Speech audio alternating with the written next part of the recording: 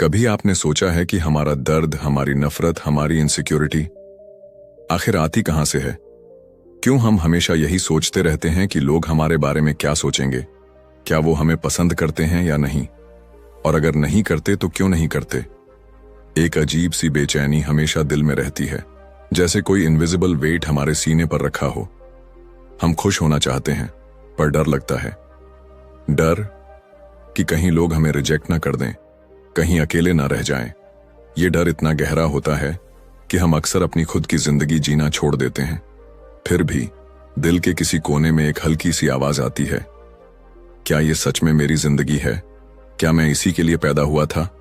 Imagine करो, एक सीधी सादी रात, एक यंग लड़का जो अपनी जिंदगी के सवालों से परेशान है, वो एक फिलोसोफर के पास जाता है।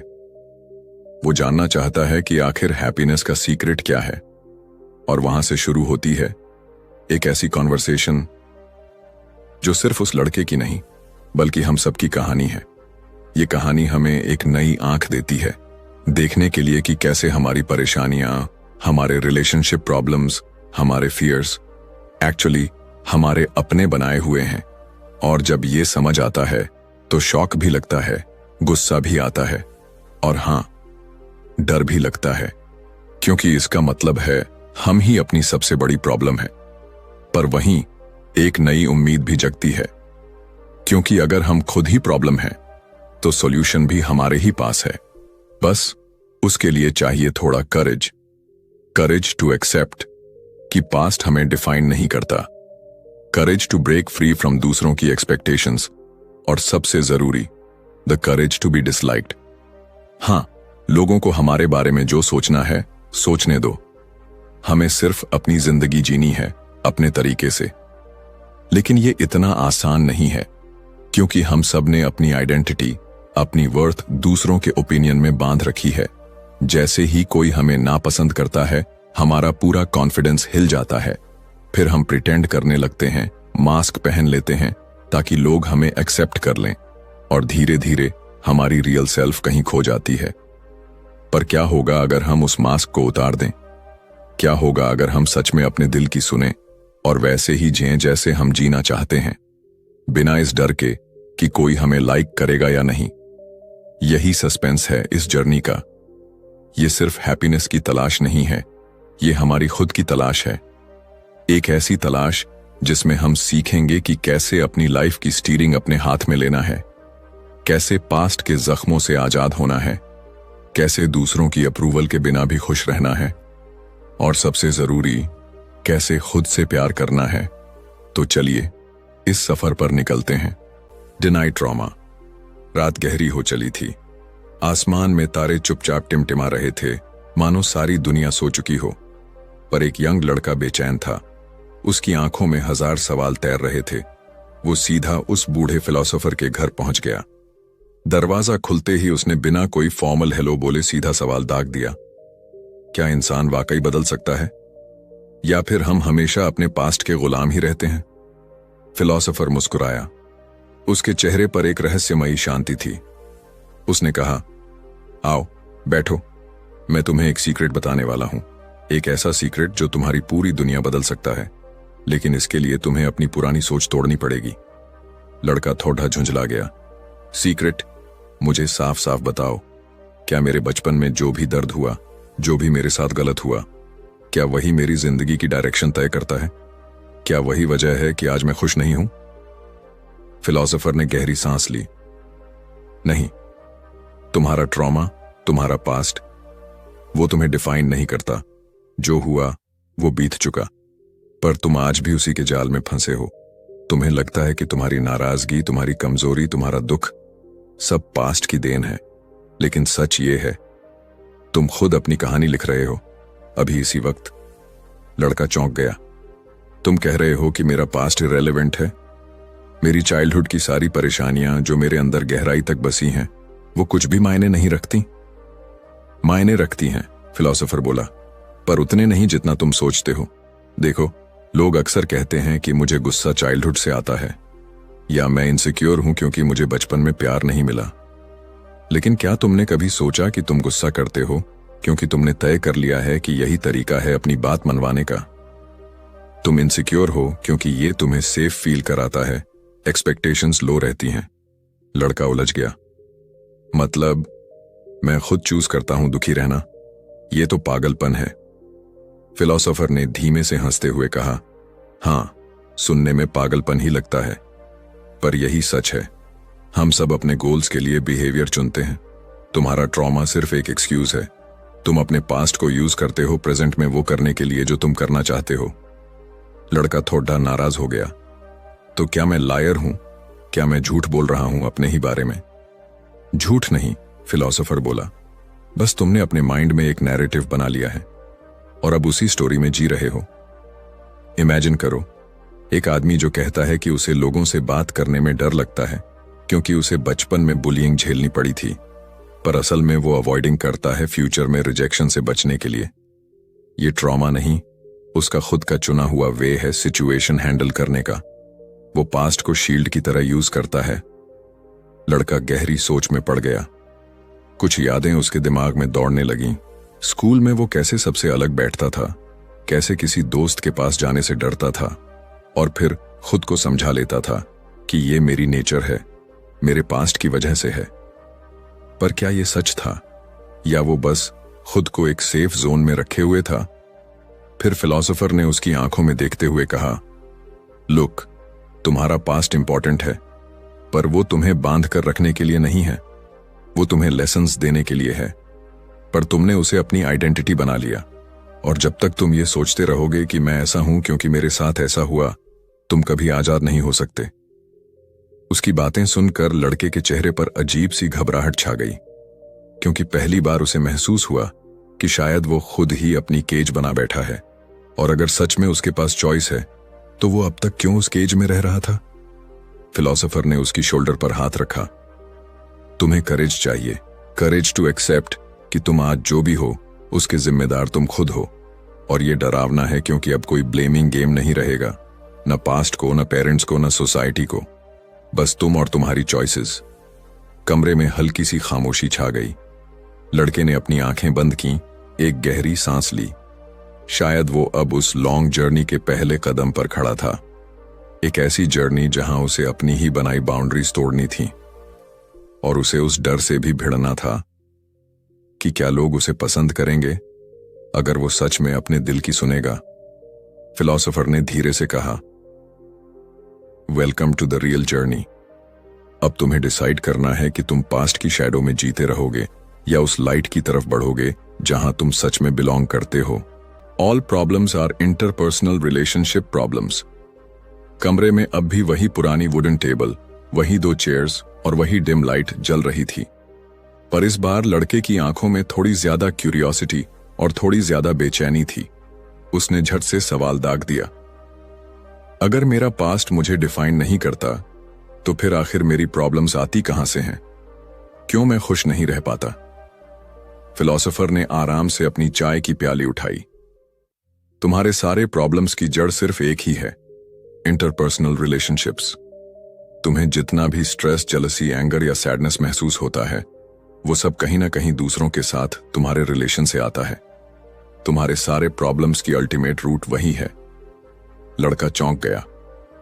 मतलब मेरी सारी परेशानियां, चाहे वो जॉब की हो, फैमिली की हो या सेल्फ कॉन्फिडेंस की, वो सब लोगों की वजह से हैं? एग्जैक्टली, फिलोसोफर ने धीरे से कहा। जरा सोचो, अगर तुम इस दुनिया में अकेले होते, कोई दूसरा इंसान ही नहीं होता, तो तुम्हें इनसिक्योर होने की जरूरत ही नहीं पड़ती। न तुम्हें खुद को प्रूव करना होता, न किसी से कंपेयर करना होता। तुम्हारे सारे वरीज वैनिश हो जाते। तुम्हारा ईगो भी तभी हर्ट होता है जब कोई और होता है जिससे तुम अपनी वैल्यू कंपेयर कर सको। लड़का थोड़ी देर तक चुप रहा, फिर बोला, तो बेसिकली मैं दूसरों की नजरों में अच्छा दिखना चाहता हूं, इसलिए डरता हूं, इसलिए दुखी रहता हूं। फिलोसोफर ने गहरी नजर से उसकी तरफ देखा। हां, तुम अपने हर इमोशन, हर बिहेवियर को इसी डिजायर से ड्राइव करते हो कि लोग तुम्हें एक्सेप्ट करें। तुम्हारी अप्रूवल की भूख इतनी गहरी है कि तुम कई बार खुद को भी भूल जाते हो। यही रीजन है कि तुम्हें अपनी लाइफ में जितनी भी प्रॉब्लम्स दिख रही हैं, वो असल में रिलेशनशिप प्रॉब्लम्स हैं। लड़का थोड़ा डिफेंसिव हो गया। तो क्या मैं गलत हूं अगर मैं चाहता हूं कि लोग मुझे पसंद करें, क्या इसमें कुछ बुरा है? गलत या बुरा कुछ नहीं, फिलोसोफर बोला, पर प्रॉब्लम तब आती है जब तुम्हारी पूरी हैप्पीनेस दूसरों की ओपिनियंस पर डिपेंड करने लगती है। सोचो, अगर तुम्हें किसी ने इग्नोर कर दिया या तुम्हें प्रेज नहीं किया तो तुम्हारा मूड ऑफ क्यों हो जाता है? क्योंकि तुमने अपनी सेल्फ वर्थ उनके हाथ में दे दी है। अब लड़के का चेहरा थोड़ा सीरियस हो गया।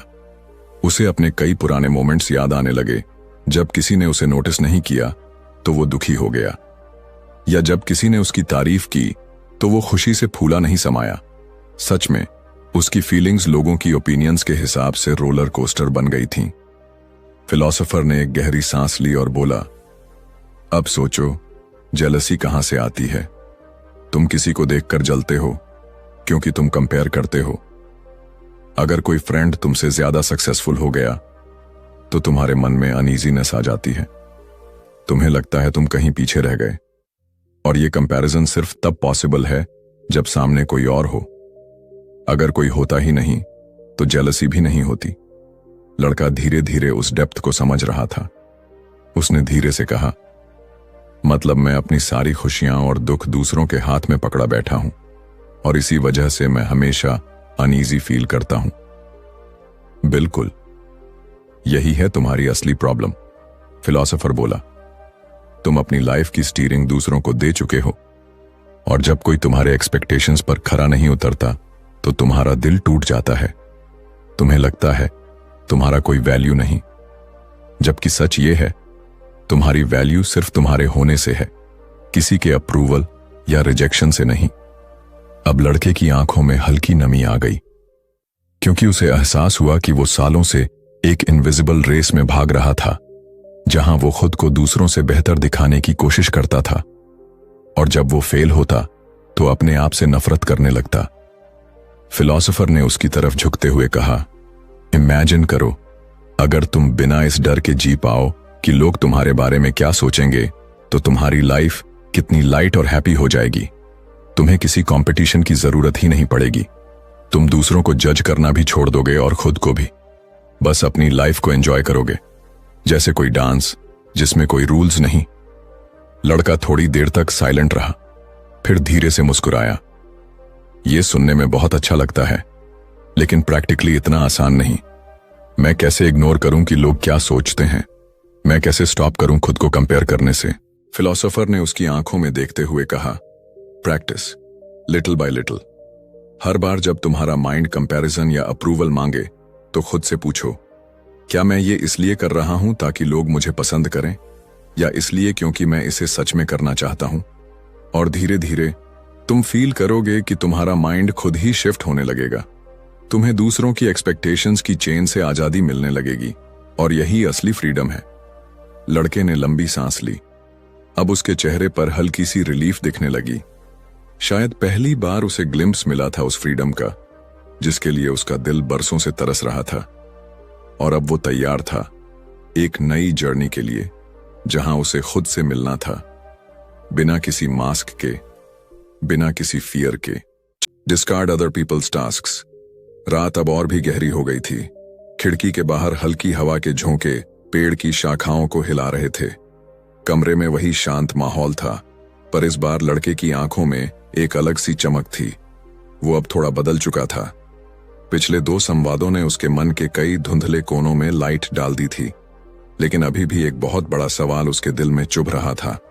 उसने फिलोसोफर की तरफ देखते हुए धीरे से कहा, अगर मेरी प्रॉब्लम्स की जड़ दूसरों से कंपेयर करना और अप्रूवल ढूंढना है, तो कैसे मैं इस सब से खुद को बचाऊं? कैसे मैं स्टॉप करूं खुद को लोगों की एक्सपेक्टेशंस के हिसाब से जीने से? फिलोसोफर ने हल्की मुस्कान के साथ उसकी तरफ देखा। तुम्हें बस एक चीज करनी है, दूसरों के टास्क्स को अपने शोल्डर्स से उतार कर फेंकना है। लड़का थोड़ा कंफ्यूज्ड हो गया। टास्क्स मतलब? फिलोसोफर ने कुर्सी पर थोड़ा पीछे होते हुए कहा, हर इंसान की जिंदगी में बहुत सारे टास्क्स होते हैं, जैसे पढ़ाई करना, जॉब करना, रिलेशनशिप्स निभाना, अपनी हैप्पीनेस के लिए एफर्ट्स करना। पर अक्सर हम दूसरों के टास्क्स भी अपने सिर पर ले लेते हैं। हम सोचने लगते हैं कि लोग मेरे बारे में क्या सोचेंगे, क्या वो मुझे पसंद करेंगे, क्या मैं उन्हें डिसअपॉइंट तो नहीं कर दूंगा।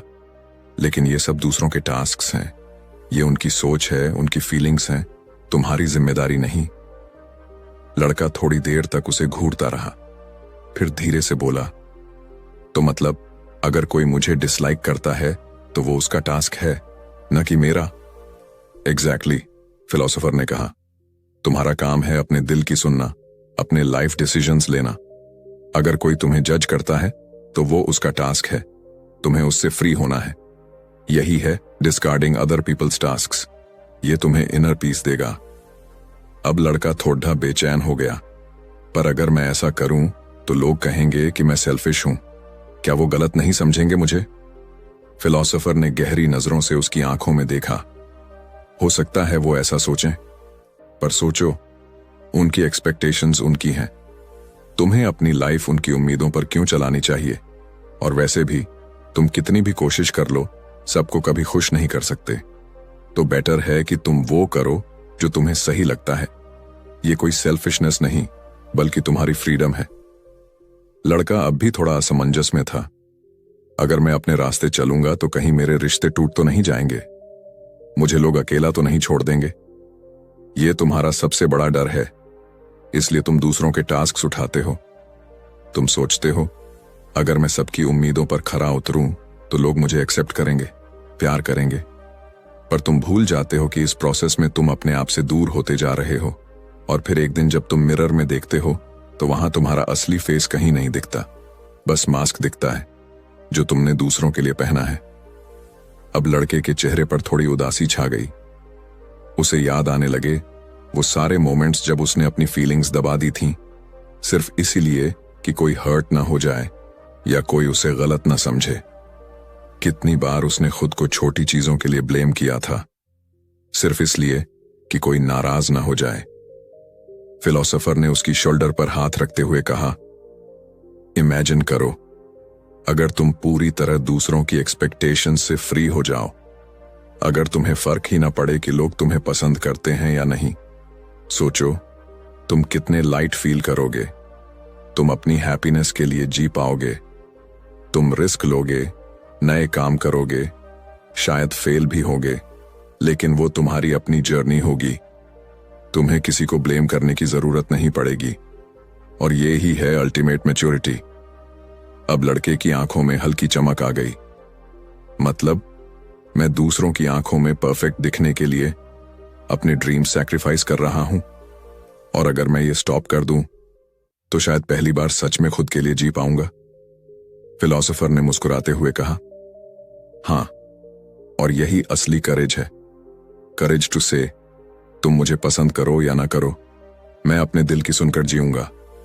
ये सुनने में सिंपल है, पर करने में बहुत मुश्किल, क्योंकि तुम्हारे अंदर अभी भी डर है, रिजेक्शन का, अकेले रह जाने का। लेकिन याद रखो, जो लोग तुम्हें सिर्फ तब पसंद करते हैं जब तुम उनकी एक्सपेक्टेशंस पर चलते हो, वो तुम्हारे नहीं हैं। तुम्हें ऐसे लोगों की जरूरत ही नहीं। तुम्हारे आसपास वही लोग रहेंगे जो तुम्हें वैसे ही एक्सेप्ट करेंगे जैसे तुम हो। और ट्रस्ट मी, यही सच्चा रिश्ता है। अब कमरे में एक लंबी खामोशी छा गई। लड़का गहराई से सोचने लगा। उसे पहली बार समझ आया कि वो कितने सालों से खुद को दूसरों की एक्सपेक्टेशंस में जकड़ कर रखे हुए था, और शायद इसी वजह से वो कभी पूरी तरह खुश नहीं रहा। उसने धीरे से आंखें बंद की, मानो वो अपने अंदर झांक रहा हो। फिर उसने आंखें खोलीं और एक लंबी सांस ली। अब उसके चेहरे पर हल्की सी शांति थी। शायद उसने डिसाइड कर लिया था कि अब वो खुद के लिए जिएगा, चाहे लोग कुछ भी सोचें। Where the centre of the world is. वो रात अब तक की सबसे गहरी लग रही थी। कमरे की खामोशी में बस घड़ी की टिक टिक गूंज रही थी।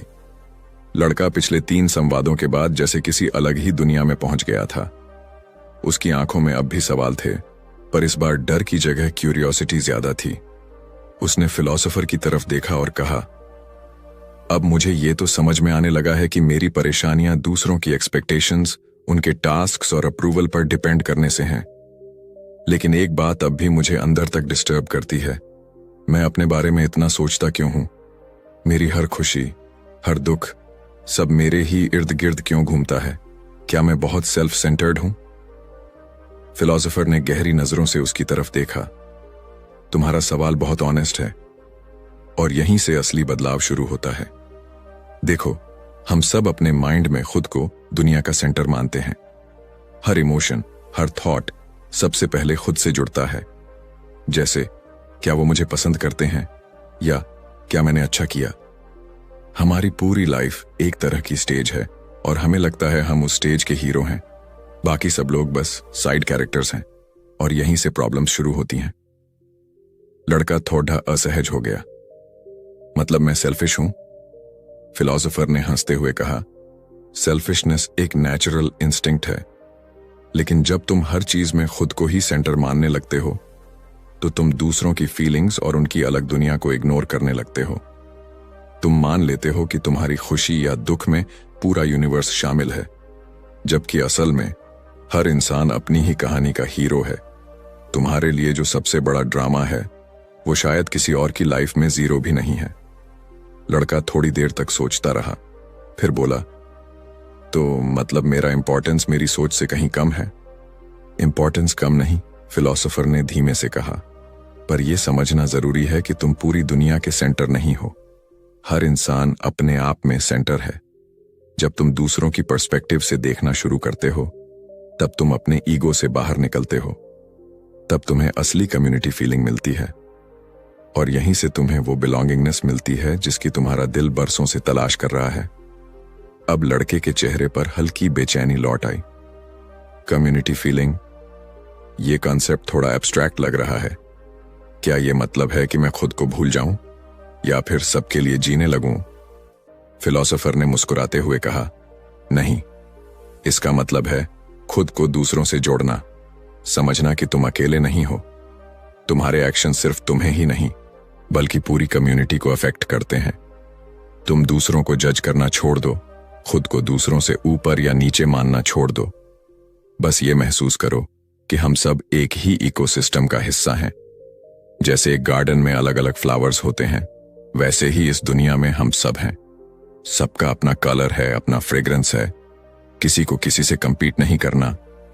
लड़का थोड़ी देर तक साइलेंट रहा, फिर उसने धीरे से कहा, मतलब मैं जितना खुद पर फोकस करता हूं उतना ही खुद को आइसोलेटेड फील करता हूं, और जब मैं दूसरों के बारे में सोचता हूं, उनके इमोशंस को फील करता हूं, तभी मुझे कनेक्शन मिलता है। एग्जैक्टली, फिलोसोफर बोला, जब तुम अपनी खुद की लिमिटेशंस और इम्परफेक्शंस एक्सेप्ट कर लेते हो तब तुम दूसरों को भी वैसे ही एक्सेप्ट कर पाते हो। तुम्हें किसी को जज करने की जरूरत नहीं पड़ती। तुम उनसे ना जेलसी फील करते हो, ना ईगो क्लैश होता है। बस एक नॉर्मल ह्यूमन कनेक्शन होता है जहां तुम नेचुरली बिलोंग करते हो। अब लड़के की आंखों में एक हल्की सी नमी आ गई, क्योंकि पहली बार उसे लगा कि शायद वो अब तक गलत जगह अपने बिलोंगिंगनेस ढूंढ रहा था। वो दूसरों की अप्रूवल में, उनके लाइक और कमेंट में अपने लिए जगह तलाशता रहा, जबकि असली बिलोंगिंगनेस तो तब आती है जब तुम दूसरों को अपने बराबर मानकर देखो, ना ऊपर ना नीचे। फिर फिलोसोफर ने बड़े शांत स्वर में कहा, यह जर्नी आसान नहीं है। तुम्हारे माइंड को बार बार लगेगा कि क्या लोग मुझे पसंद करेंगे, लेकिन हर बार तुम्हें खुद को रिमाइंड करना है कि तुम्हारा हैप्पीनेस तुम्हारे हाथ में है। तुम्हें किसी के अपलॉज की जरूरत नहीं। तुम डांस कर सकते हो अपनी बीट्स पर, चाहे कोई देखे या ना देखे। अब लड़के के चेहरे पर एक हल्की मुस्कान थी, मानो उसकी आंखों के सामने कोई नया लैंडस्केप खुल गया हो। एक ऐसी दुनिया जहां वो अपने ईगो के सेंटर से बाहर निकलकर दूसरों से जुड़ सकता है, जहां ना कंपैरिजन है, ना अप्रूवल की भूख, बस कनेक्शन है, बिलोंगिंगनेस है और एक प्योर हैप्पीनेस है जो किसी एक्सटर्नल वैलिडेशन पर डिपेंड नहीं करती। उसने गहरी सांस ली और फिलोसोफर की आंखों में देखते हुए कहा, शायद पहली बार मुझे फील हो रहा है कि मैं सच में फ्री हो सकता हूं, और शायद पहली बार मैं सच में बिलोंग कर सकता हूं बिना कुछ प्रूव किए। फिलोसोफर ने सिर हिलाते हुए कहा, बस यही है असली जर्नी, खुद के सेंटर से निकलकर उस बड़ी दुनिया का हिस्सा बनना, और वही तुम्हें वो सुकून देगा जो तुम अब तक दूसरों की आंखों में तलाशते रहे हो। To live in earnest in the here and now. रात अब अपने आखिरी पहर में थी। बाहर ठंडी हवा के झोंके चलते हुए जैसे उस कमरे तक पहुंच रहे थे। कमरे में वो दोनों अब तक कई बातें कर चुके थे, पास्ट, रिलेशनशिप्स, ईगो, फ्रीडम। पर अब लड़के के दिल में एक और सवाल गूंज रहा था, एक ऐसा सवाल जो शायद सबसे बड़ा था। उसने थोड़ी झिझक के साथ फिलोसोफर की तरफ देखा और कहा, अगर मैं मान भी लूं कि पास्ट मुझे कंट्रोल नहीं करता, दूसरों की एक्सपेक्टेशंस से मैं फ्री हो सकता हूं और ईगो छोड़कर मैं बिलोंग भी कर सकता हूं, तो भी एक चीज है जो मुझे बहुत डराती है, और वो ये फ्यूचर। मुझे डर लगता है कि कल क्या होगा। अगर मैं फेल हो गया तो, अगर मैंने कोशिश की और सबने रिजेक्ट कर दिया तो क्या मैं फिर से टूट जाऊंगा? फिलोसोफर ने उसकी तरफ देखा, जैसे उसकी आंखों के पार तक झांक रहा हो। फिर उसने कहा, तुम्हारा सबसे बड़ा डर है अनसर्टेनिटी। तुम सोचते हो कि अगर तुम अपने कंफर्ट जोन से बाहर निकले तो कहीं गिर ना पड़ो, और इसलिए तुम फ्यूचर की टेंशन में प्रेजेंट को भी जीना भूल जाते हो। लड़का थोड़ी देर तक चुप रहा, फिर बोला, हां, शायद मैं अपने फ्यूचर को लेकर इतना डरता हूं कि आज को भी प्रॉपरली एंजॉय नहीं कर पाता। हर टाइम लगता है कि कुछ मिसिंग है, कुछ बड़ा होना चाहिए, और जब वो नहीं होता तो मैं फ्रस्ट्रेटेड हो जाता हूं। फिलोसोफर धीरे से मुस्कुराया, देखो, हैप्पीनेस फ्यूचर में नहीं है, वो आज में है, अभी में है। तुम सोचते हो कि जब मेरे पास वो जॉब होगी तब मैं हैप्पी रहूंगा, या जब लोग मुझे अप्रिशिएट करेंगे तब मैं फुलफिल्ड फील करूंगा। लेकिन ट्रूथ ये है कि जब वो सब मिल भी जाएगा तब भी तुम्हारा माइंड फिर नया गोल सेट कर देगा और फिर से तुम उसी रेस में दौड़ने लगोगे। अब लड़के की आंखों में हल्की सी नमी आ गई, क्योंकि उसे याद आने लगे वो सारे दिन जब वो अपने अचीवमेंट्स की लिस्ट बनाता था, होपिंग कि एक दिन वो पूरी हो जाएगी और फिर वो खुश रहेगा। पर वो दिन कभी नहीं आया, और हर बार लिस्ट में बस कुछ और ऐड हो जाता। फिलोसोफर ने उसकी तरफ झुककर कहा, तुम्हें समझना होगा कि लाइफ कोई मैराथन नहीं है, ये डांस है। डांस में डेस्टिनेशन नहीं होता, बस हर स्टेप, हर बीट को फील करना होता है। तुम फ्यूचर की इतनी टेंशन में रहते हो कि आज का डांस मिस कर जाते हो, और फिर एक दिन जब तुम पीछे मुड़कर देखोगे तो सिर्फ रिग्रेट्स होंगे कि काश मैंने उस वक्त खुलकर जिया होता। लड़के ने धीमे से पूछा, तो मैं क्या करूं? कैसे खुद को अभी में लाऊं? कैसे खुद को यकीन दिलाऊं कि यही मोमेंट सबसे प्रेशियस है? फिलोसोफर ने कहा, हर मॉर्निंग जब उठो तो खुद से कहो, I choose to live fully today. और हर बार जब तुम्हारा माइंड फ्यूचर की चिंता करने लगे तो उसे जेंटली वापस अभी में ले आओ। देखो अपने आसपास, महसूस करो उस हवा को, सुनो अपनी हार्ट बीट। यही तो जिंदगी है। पास्ट मेमोरीज और फ्यूचर वरी सिर्फ तुम्हारा इल्यूजन है। रियलिटी सिर्फ ये मोमेंट है, अभी, यहां। अब लड़का थोड़ा सा हंसा। ये सुनने में बहुत सिंपल लगता है, पर प्रैक्टिस करना मुश्किल होगा, क्योंकि माइंड बार बार भागेगा फ्यूचर की तरफ। हां, भागेगा, फिलोसोफर ने कहा, और हर बार तुम्हें उसे वापस लाना होगा। ये कोई वन टाइम फिक्स नहीं है, ये लाइफ लॉन्ग प्रैक्टिस है माइंडफुलनेस की। प्रेजेंट में रहकर डिसीजंस लेना, अपने वैल्यूज के हिसाब से जीना। और ये करेज भी तभी आएगा जब तुम एक्सेप्ट करोगे कि लाइफ इनहेरेंटली अनसर्टेन है। तुम कंट्रोल नहीं कर सकते कि कल क्या होगा, तुम बस अपने आज को पूरी तरह जी सकते हो। अब लड़के की आंखें थोड़ी मॉइस्ट थीं, पर उसमें एक शांति भी थी, मानो उसे वो की मिल गई थी जिसका उसे बरसों से इंतजार था। उसने फिलोसोफर की तरफ देखते हुए कहा, तो इसका मतलब है कि मुझे हर मॉर्निंग उठकर बस खुद से कहना है, आज मैं पूरी तरह जीऊंगा, लोगों के ओपिनियन से, फ्यूचर की चिंता से, पास्ट की गिल्ट से फ्री होकर, और बस ये डांस एंजॉय करूंगा। यही है हैप्पीनेस? फिलोसोफर ने उसकी आंखों में देखते हुए हल्की मुस्कान के साथ कहा, हां, यही है हैप्पीनेस। तुम्हारी लाइफ एक डांस फ्लोर है।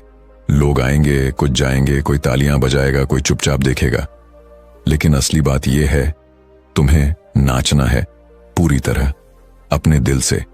और जब तुम ऐसा कर पाओगे तब तुम्हें किसी एक्सटर्नल अप्रूवल की जरूरत नहीं रहेगी, तुम खुद ही अपनी अपलॉज बन जाओगे। अब कमरे में जैसे एक डिवाइन सी खामोशी थी। लड़का गहरी सांस लेकर उठा, उसकी आंखों में एक नई चमक थी, मानो उसने सच में डिसाइड कर लिया हो कि अब वो अपनी लाइफ का हीरो बनेगा, बिना किसी स्क्रिप्ट के, बिना किसी डर के।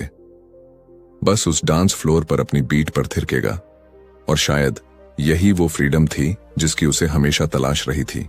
कंक्लूजन। तो अब जब ये पूरी कॉन्वर्सेशन अपने अंत तक पहुंच रही है, जरा इमेजिन करो एक लंबा सफर जहां तुमने अपने डर, अपने पास्ट, अपनी इनसिक्योरिटीज सबका सामना किया, जहां तुमने जाना कि हैप्पीनेस दूसरों की आंखों में नहीं, अपने दिल में छुपी है, जहां तुमने सीखा कि तुम्हारे पास्ट की कोई भी स्टोरी तुम्हारी फ्रीडम को बांध नहीं सकती, जहां तुम्हें यह एहसास हुआ कि लोग तुम्हें लाइक करें या डिसलाइक, वो उनका टास्क है, तुम्हारा नहीं।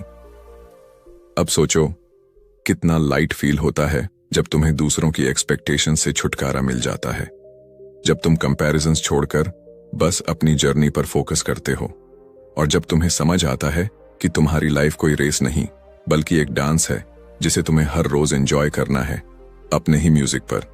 तो नेक्स्ट टाइम जब तुम्हारा माइंड बोले कि क्या लोग मुझे पसंद करेंगे, क्या मैं फेल तो नहीं हो जाऊंगा, क्या मैं इनफ हूं, तब बस एक गहरी सांस लो और कह दो, मैं यहां हूं, अभी हूं, और ये मोमेंट ही सब कुछ है। मैं अपना डांस खुद के लिए करूंगा, ना कि किसी की तालियों के लिए। यही तो है the courage to be disliked. यही असली करेज है, खुद को पूरी तरह एक्सेप्ट करने का और अपनी जिंदगी अपनी शर्तों पर जीने का। और इसी ब्यूटीफुल थॉट के साथ मैं तुमसे विदा लेता हूं। उम्मीद है ये सफर तुम्हें उतनी ही क्लैरिटी, उतनी ही फ्रीडम दे जितनी इस यंग लड़के ने पाई। और अगर तुम्हें ये वीडियो पसंद आई हो तो इसे लाइक करना मत भूलना।